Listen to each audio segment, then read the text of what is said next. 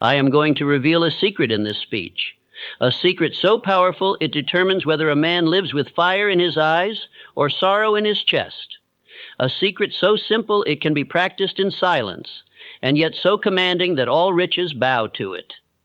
This is not a secret you will hear spoken in the streets, nor taught in schoolrooms. It is not written on parchment, yet it is etched into the rhythm of life itself. This secret, when applied, produces joy without limit, peace without pause, purpose without confusion. It is not hidden from you. In fact, it is hidden in plain sight, woven into the very words you are about to hear. If you listen closely, not just with your ears, but with the full attention of your mind, you will discover it. And once you find it, you will never again chase false joy. You will become the source of it. Now let me warn you, if you hear these words while distracted, if you let them pass through your ears without taking root in your thought, you will miss it entirely. And the price of missing this secret is high. I have known men who owned great estates, who walked among the halls of power, who had money enough to feed cities and time enough to do nothing. Yet they stared into the void with hollow eyes. They whispered in private, "Why am I not happy?" They bought another home. They hosted another party. They wrote another check. And still, they felt nothing. One of them, I will not name, he once said to me, "Hill, I would give every dollar I've earned if I could wake up with joy even once a week." And I replied, "You do not lack joy because of what you have. You lack it because of what you are not doing."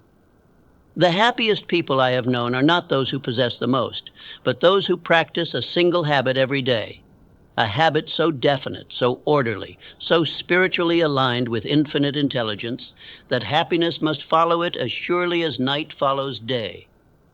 In this speech, I will not just tell you what that habit is. I will show you how to live it, but I will not name it outright. Just as I did in Think and Grow Rich, I will hide this truth in every part so that you may feel it, recognize it, earn it. The man who listens with attention will see it. The man who obeys it will live it. And the man who lives it will be blessed beyond measure. You will learn why most men miss happiness. You will learn how to build it daily through definite thought. You will learn how money supports it, but never replaces it. You will learn how to destroy the enemies of joy, fear, indecision, complaint, distraction, drift. You will learn the single daily habit practiced by all the happiest people I've ever known. And more than learning, you will be commanded to apply it repeatedly until happiness becomes your natural rhythm. If you neglect this message, your life may grow outwardly rich, but remain inwardly bankrupt. You may achieve, but never feel fulfilled. You may own much, but never feel complete.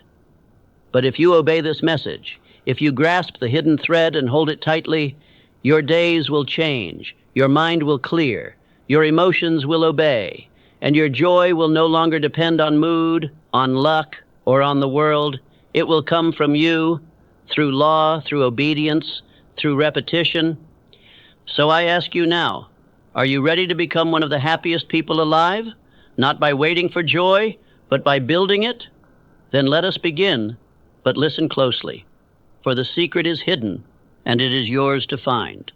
Part 1, the real definition of happiness and why most men miss it. Happiness is not a thing to be found, it is a state to be built. The man who waits to stumble upon it will wait a lifetime. But the man who understands its cause, who lives in harmony with the mental and spiritual laws that produce it, will carry joy with him wherever he walks, not because life is easy, but because his mind is governed.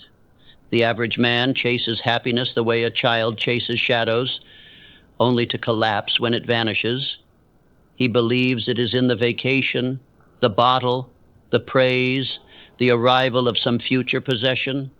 He calls pleasure happiness. He calls escape fulfillment.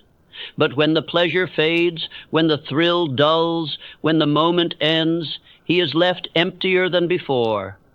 Let us expose the illusion. Pleasure is the reward of the body. Happiness is the reward of the soul. Pleasure fades. Happiness deepens. Pleasure is passive. It is received. Happiness is active. It is earned. A man may possess every comfort, every indulgence, and yet be in misery, but a man may have little, yet possess joy beyond explanation. Happiness is not a product of chance. It is not scattered by the wind. It is the spiritual harmony between a man's thoughts, his purpose, and his action.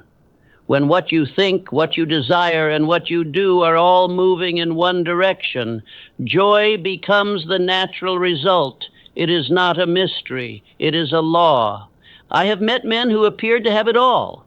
Their names were known, their accounts were full, their homes were vast. But behind closed doors, they whispered regret. They stared at walls in silence. They wondered why, with all they had gained, they could not feel complete. And I told them what I now tell you. You cannot feel joy if your soul is unemployed. A rich man without a purpose is a poor man in disguise. A successful man without direction is an empty shell. He has mastered the outer world, but the inner world is in ruins. For happiness is not found in comfort, but in contribution. Not in stillness, but in movement. Not in having, but in becoming. Let me tell you of one man. He had built a fortune through inheritance. His estate was vast, his possessions many, but he drifted. He woke each day without need, without effort, without vision. And in time, his spirit withered. He began to seek sensation, then distraction, then destruction. Not because he was wicked, but because he was unfulfilled. Now contrast this with another man, Abraham Lincoln.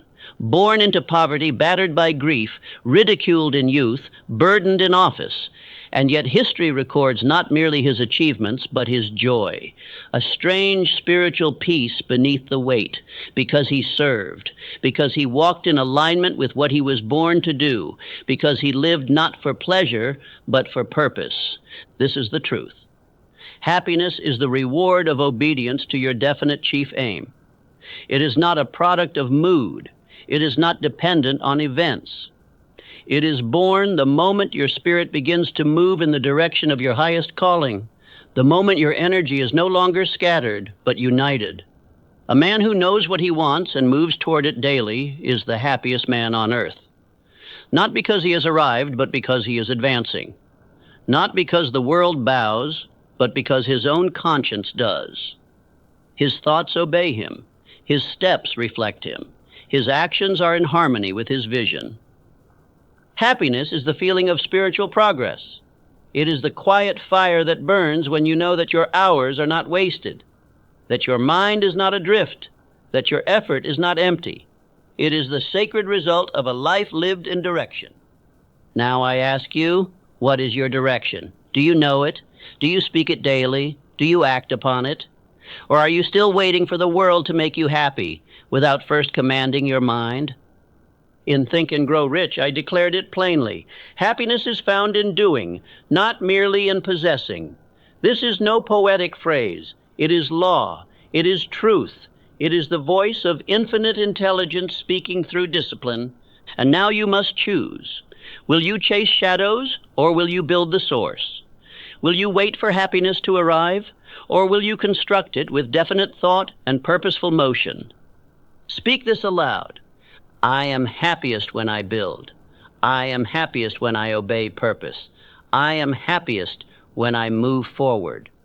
Repeat it not with hope, but with certainty, and let every word take root. You are not far from joy. It is nearer than you believe.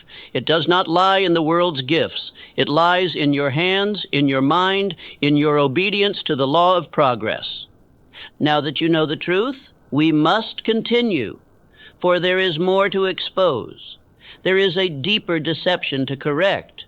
There is a sacred understanding of wealth and joy that must be brought to light.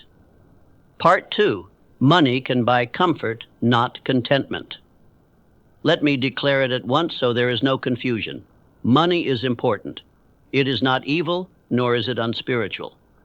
Poverty is no virtue. It is, in fact, a destroyer. Poverty eats away at the confidence of a man, starves his dreams, depletes his health, and breaks his will. I have seen what poverty does to the character of men, and it is not noble. But do not mistake my words. While poverty is a curse, money alone is not a blessing. Money is a tool, and like any tool, it serves the one who wields it with intelligence.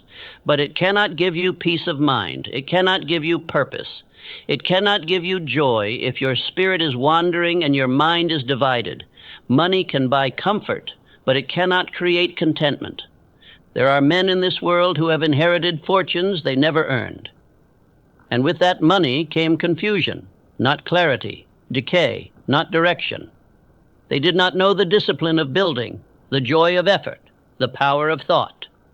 They possessed the result, but not the cause. And so it meant nothing. I knew a man who owned 4 estates, 10 automobiles, and more than 1 yacht. His picture was in the papers. His name was known by many. And yet he told me in private, "I have everything I ever wanted, but I feel like a ghost in my own life." He did not lack resources, he lacked purpose. His money gave him rooms, but no reason. His wealth gave him property, but not peace. Then I met a man who had only a modest income, but a mind aflame with vision. He rose early. He spoke his aim aloud. He worked each day to serve his clients and build his vision. And though he did not yet possess great riches, he walked in joy. Because his mind was rich, his spirit was alive, and his thoughts were definite. Happiness does not come from what you own. It comes from what you are building, from the direction of your thought, from the harmony between your ideals and your efforts, from the certainty that you are becoming more today than you were yesterday.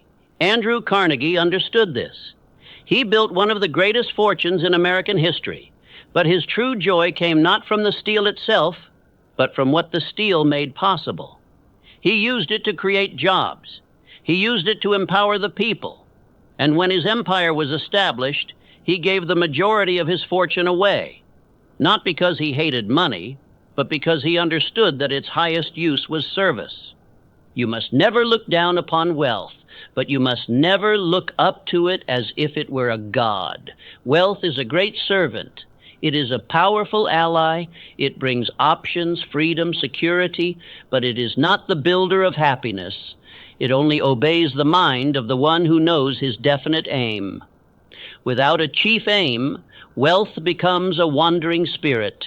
If you pursue money without purpose, you will find sorrow. I do not speak of opinion, I speak of spiritual law. The man who worships gold will find his heart growing cold. But the man who moves in purpose, who sees money as a means to serve, to grow, to advance, will find that wealth follows him like a shadow that cannot be shaken. Let me make it simple. Use money. Do not be used by it. Command money. Do not bow before it. Respect money, but never mistake it for joy. There is no joy in having more than others. There is joy in building what only you can build. There is no peace in collecting more things. There is peace in knowing that what you have is aligned with your purpose. There is no contentment in hoarding. There is contentment in giving, in serving, in producing value by thought. Would you like to possess both wealth and happiness? Then build both with the same laws. Begin with definite thought. Operate in faith. Move in decision. Persist in direction. Remove all envy, all drift, all complaint. Speak your aim aloud. Work with a clear conscience. Serve where you can. And let money be the obedient byproduct of an organized mind. Carnegie once said, "Surplus wealth is a sacred trust. That trust is not just to give, it is to grow. And the one who grows in riches while also growing in spirit is the truly wealthy man. He enjoys his money, but he is not defined by it. He spends freely where it serves his aim, but never where it distracts his soul. He builds homes, but he also builds ideas. He buys books and tools, not just comforts and noise." Now hear me. The danger is not in having much, but in having no direction. The danger is not in being wealthy, but in being spiritually poor. The real risk is to chase wealth as if it could fix what only purpose can fix. Let your aim come first. Let your obedience to that aim produce value. Let that value bring wealth, and let that wealth be governed by your vision. In this way, money becomes not a stumbling block, but a stepping stone. Now repeat this aloud. I command money. I use it for growth.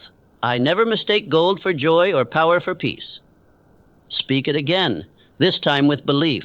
Let the words settle into your subconscious mind, for you are now shaping a new relationship with money, one that empowers rather than enslaves, one that builds rather than blinds. You will find happiness not in what you hold, but in what holds your mind, not in what fills your pockets, but in what fills your days with motion toward purpose. And so we continue. For the next step in happiness is not in wealth, but in repetition, in the discipline of joy, in the habit that trains the mind to rejoice not only in results, but in the daily march toward your highest self. Part 3, the daily discipline that creates lasting joy. There is no lasting happiness without discipline, and there is no discipline more powerful than the daily declaration of one's definite chief aim. Joy is not reserved for those who wait. Joy is created by those who rise each morning and command their day into obedience. The man who begins his day without purpose is like a ship that sails without compass. He may float, but he will never arrive. His hours may be spent, but his soul will feel poor. His work may be done, but his heart will feel empty. He may smile, but the smile will not reach the bones. But the man who begins each day with mission, who reminds himself aloud of his purpose, his aim, his direction, that man walks in joy. Not because everything is easy, but because everything is clear. He knows what he serves. He knows why he wakes. He knows where he is going. Happiness begins when vagueness ends. The soul hungers not for rest, but for forward motion, and nothing satisfies the spirit like progress toward a known destination. That progress begins each morning with a simple but sacred act, the declaration of your definite chief aim. Speak it aloud, not muttered, not memorized, but declared, with tone, with belief, with conviction. When your mind hears your voice command it toward purpose, it obeys. The subconscious mind is a faithful servant. It follows the one who speaks with fire. Edison was not merely curious, he was committed.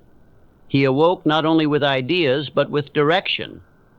Ford did not just dream of cars, he rose early to build what others believed impossible. Lincoln, even under threat and heartbreak, began his days with the burden of union clear in his mind. These men were not only great, they were disciplined in aim. Joy was not something they stumbled into. It was something they built, brick by mental brick, day by deliberate day. They knew happiness is not in perfection. It is in progression. It is in movement. It is in the sense that today I serve my purpose again. And what does this require from you? One ritual, one moment each morning that changes the rhythm of your day. Here is the practice. Rise before the world begins to speak to you. Sit in silence with your thoughts for just a moment. Speak your definite chief aim aloud, slowly, clearly, with emotion. Review what progress you made yesterday. Identify at least one forward step to take today. Give thanks for the opportunity to build, to begin the work. This ritual is simple, but its effects are profound. It turns a wandering man into a commander. It turns confusion into clarity. It turns aimless hours into purposeful action. It turns empty ambition into tangible joy. You say you want to be happy. Then begin with order of thought. Begin with daily remembrance of why you were born. You were not made to drift. You were not made to complain. You were not made to seek happiness in the pleasures of others. You were made to build. And in the building, joy is born. Joy is not found in applause. It is found in alignment. It is not gifted by the world. It is forged by the will. It is not the result of what you consume. It is the byproduct of what you create. Most men live in drift. They wake late, think vaguely, act impulsively, and regret constantly. They beg for happiness, but reject the order it requires. You must not be like most men. You must rise differently. You must speak differently. You must live by the law of discipline and reap the harvest of joy. This is not theory. It is spiritual law. And like all laws, it cannot be broken, only obeyed or ignored. And your reward will match your response. Repeat this aloud and repeat it daily. I rise with purpose. I speak my aim. I move forward. This movement is my joy. Let this affirmation become the tone of your mornings. Let it shape your first thoughts. Let it cancel every voice of fear, doubt, and hesitation. For when your mind moves forward with intent, joy becomes the natural companion. You were not created to wait for joy. You were created to build it by movement, to create it by advancing your purpose, to multiply it by repeated obedience to your mission. And now, having learned the discipline that builds joy, we must build upon it. For joy does not come only from motion, but from what that motion produces, growth. Part 4, the greatest source of happiness, growth in spirit, thought, and action. The soul of man was not made to remain idle. The spirit of man was not formed to settle. Growth is the law of life. And any man who violates this law by standing still, even in the midst of wealth, will find himself starved for joy. Happiness is not in what you keep. It is in what you are becoming. A man may sit in the softest chair, in the grandest house, surrounded by every luxury, and still feel the ache of uselessness. Why? Because he is not moving forward, because he is no longer expanding, because he has mistaken security for fulfillment, and in so doing has arrested his own soul. Growth is not a gift, it is a demand. It is written into the fibers of man's mind. It is inscribed in his conscience. The tree must rise, or it dies. The mind must stretch, or it shrinks. The heart must reach outward, or it grows cold. Where there is no growth, there is no gladness. I once knew a man who built a fine business. He reached what the world calls success, but then he stopped. He decided he had done enough and ceased to reach. And in the silence that followed, his laughter died. He began to grow cynical, bored, and empty, not because life was unfair, but because he was no longer rising.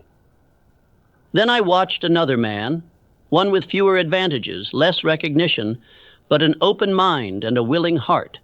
Each day he studied. Each day he served. Each day he built one new skill, deepened one relationship, and explored one new idea. And though his rise was quiet, his spirit shone. He glowed with joy. Happiness flows from progress, from the sense that one is enlarging his thought, elevating his spirit, refining his character. A man who is growing cannot help but feel alive.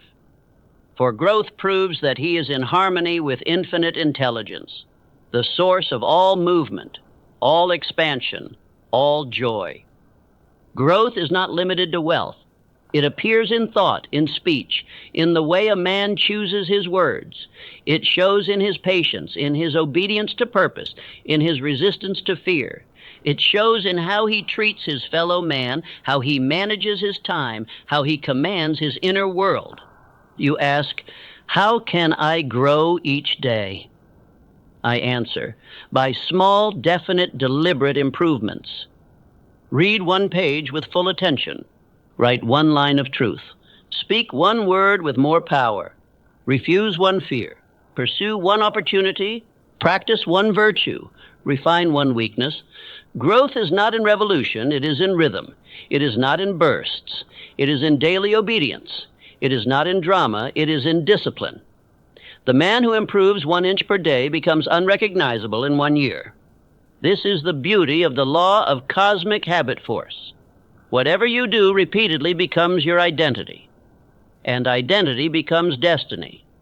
So if you grow by habit, if you stretch your mind, your spirit, and your action each day, joy will follow you like a loyal servant, Understand this. Joy is not passive. Joy is the echo of motion in the right direction. When you feel yourself enlarging in courage, in skill, in usefulness, in grace, your spirit rejoices. And that rejoicing is called happiness. The man who resists growth resists joy. He clings to the past. He hides from challenge. He fears discomfort. But the man who embraces growth walks into the wind.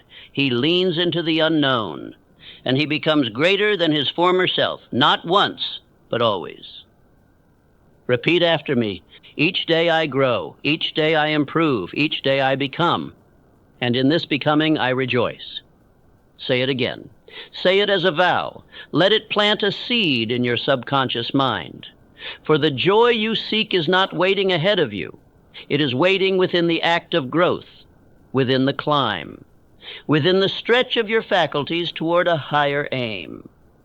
Growth in spirit means greater patience, greater clarity, deeper understanding, stronger faith. Growth in thought means more accurate thinking, more definite ideas, greater imagination. Growth in action means swifter decision, more persistence, cleaner execution, stronger habits. All this is available to you now, not when the world changes, not when money increases, but when you commit to becoming more today than you were yesterday. That commitment is your key to joy. And now that you know the law of growth, you must also face its enemies.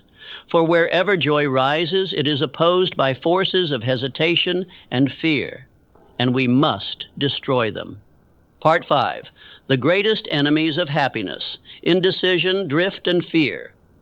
Joy cannot dwell in a divided house, and the most divided house a man can live in is his own mind.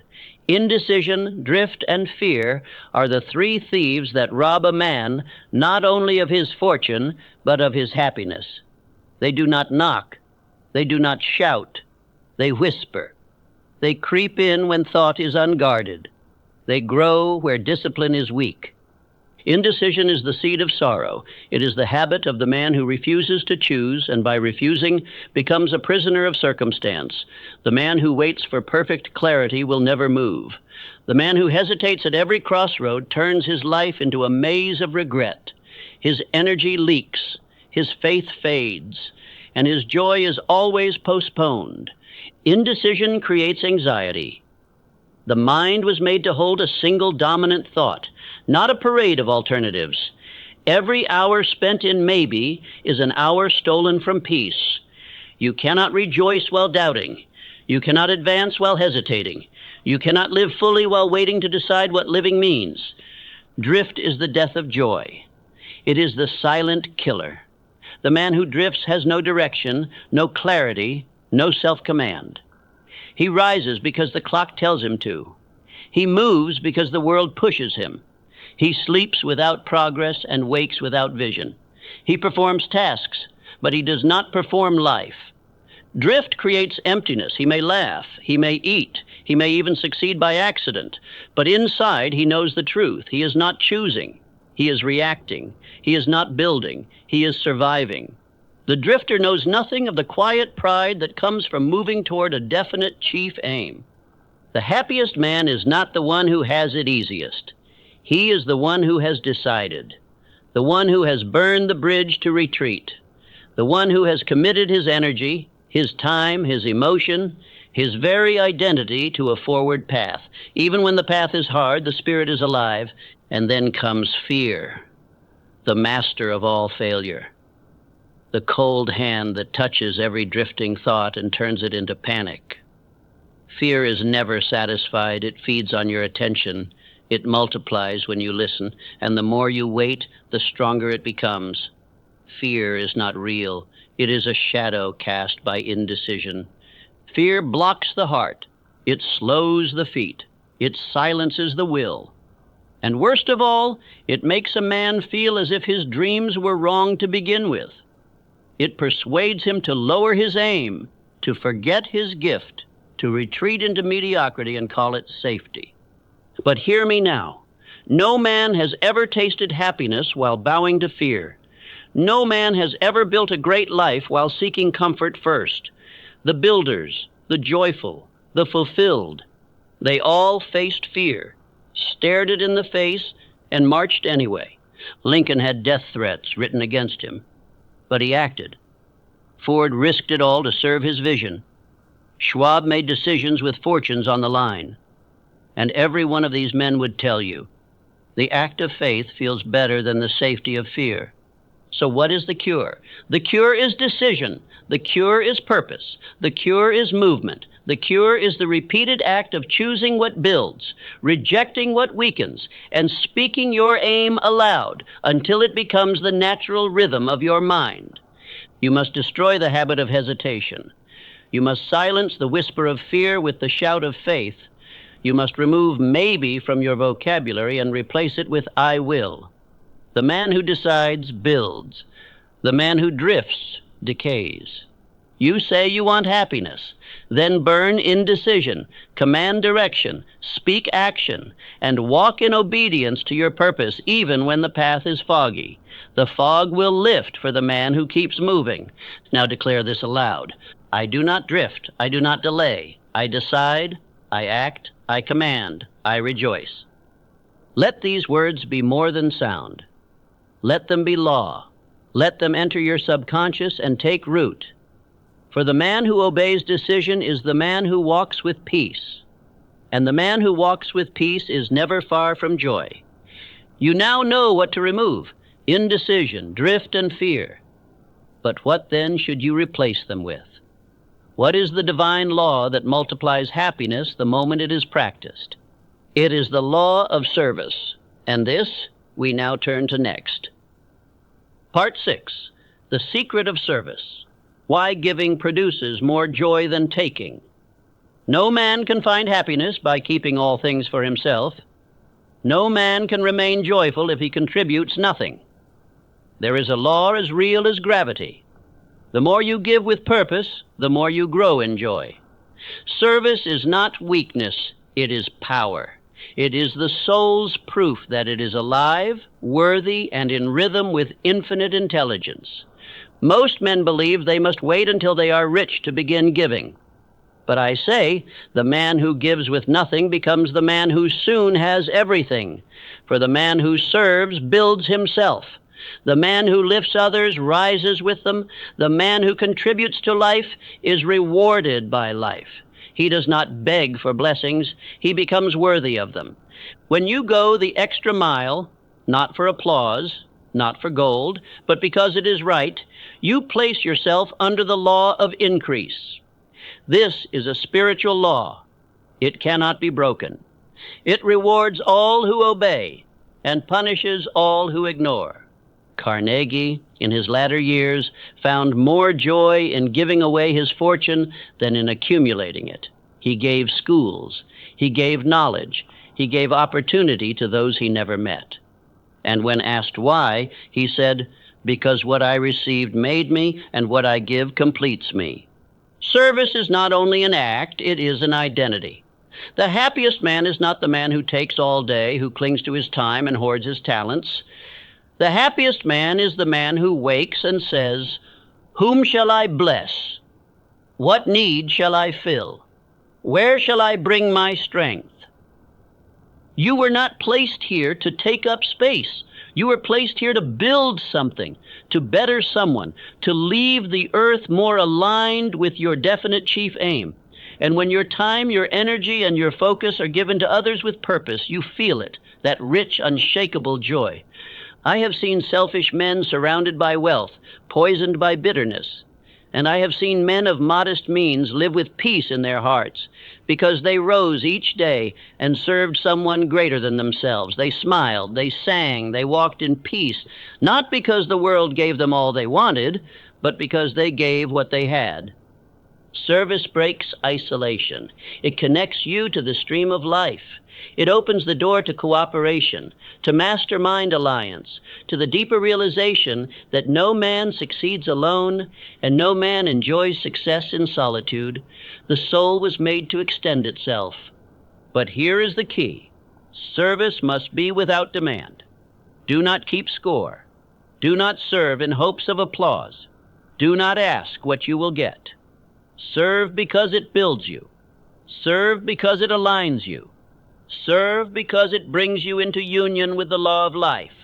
The man who waits to be rewarded before he gives is the man who will never be rewarded. The man who gives first, gives fully, and gives with direction.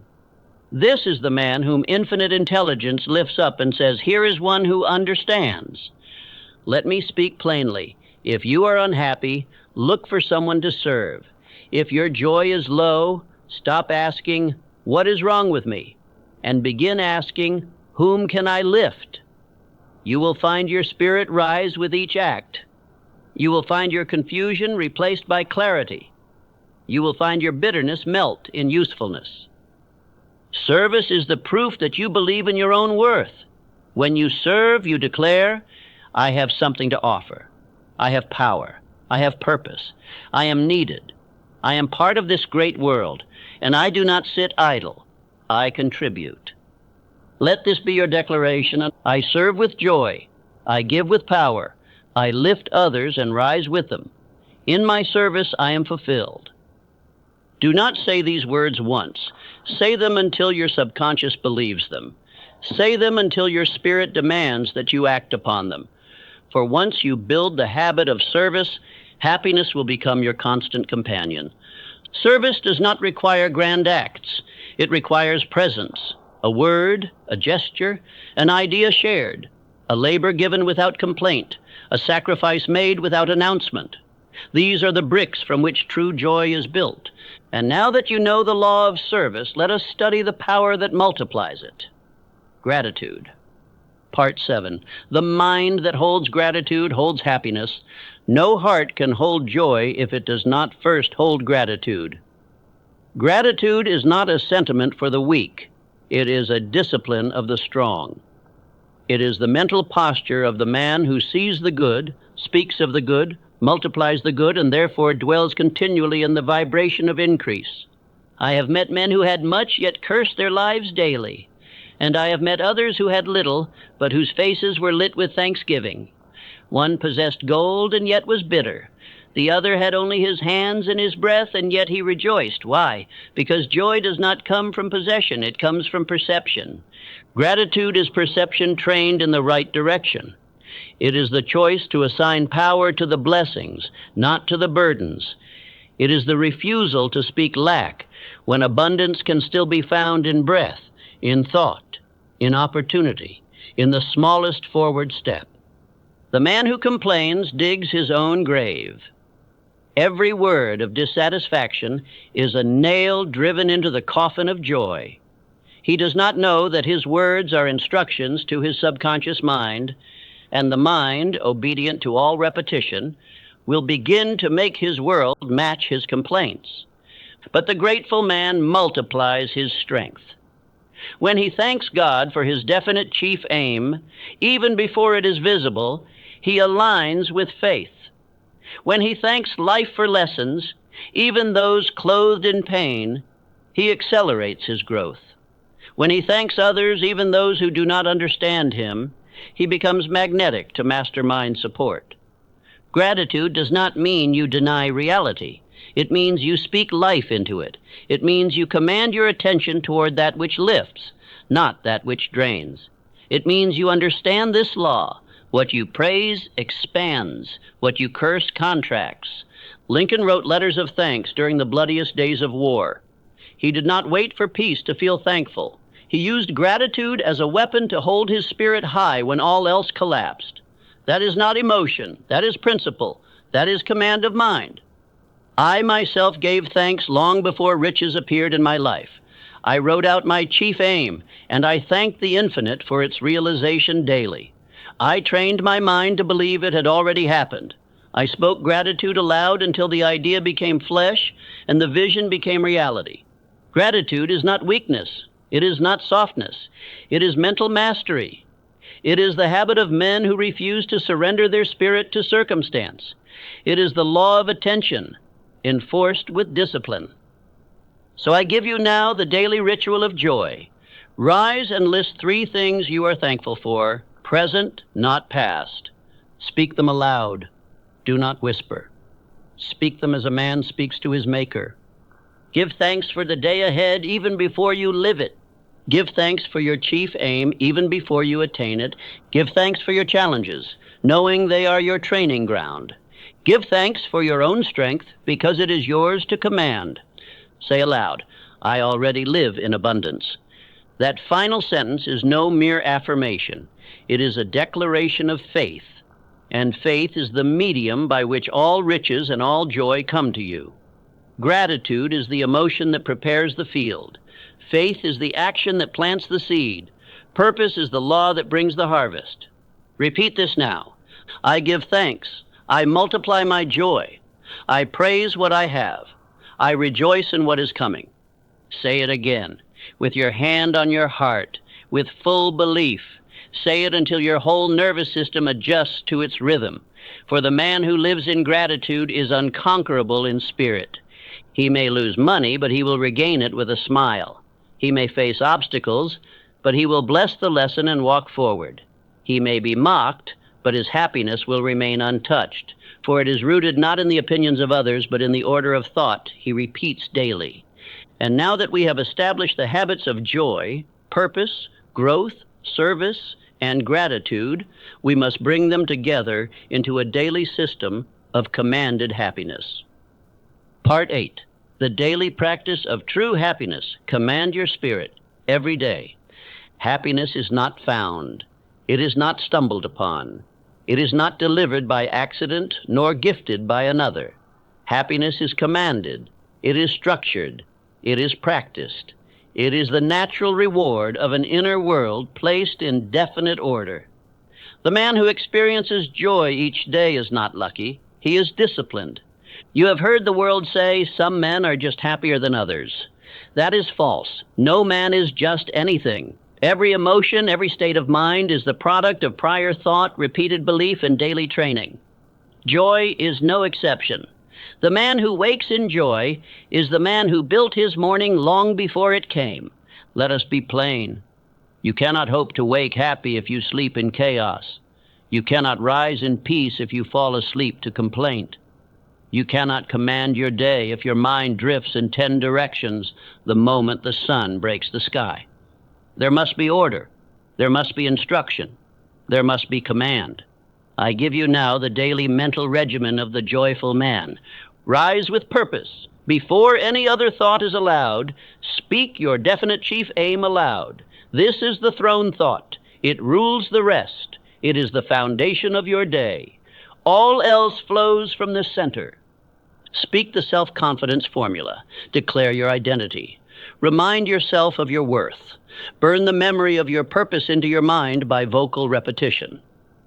List 3 blessings aloud, not silently, aloud.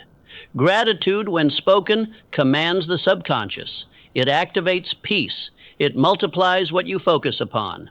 What is praised is magnified. Review your service. Ask yourself, whom will I lift today? What shall I contribute? Where shall I go the extra mile? Not for reward, but for alignment with divine law. Grow one skill or one virtue.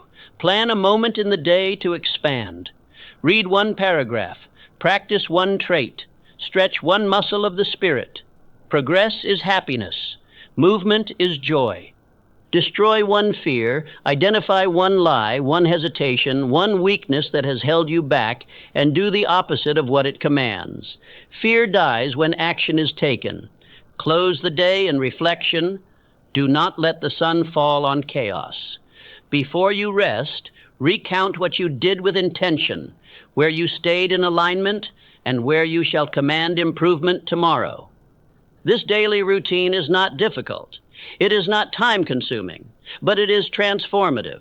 For the man who performs it faithfully becomes unrecognizable within weeks.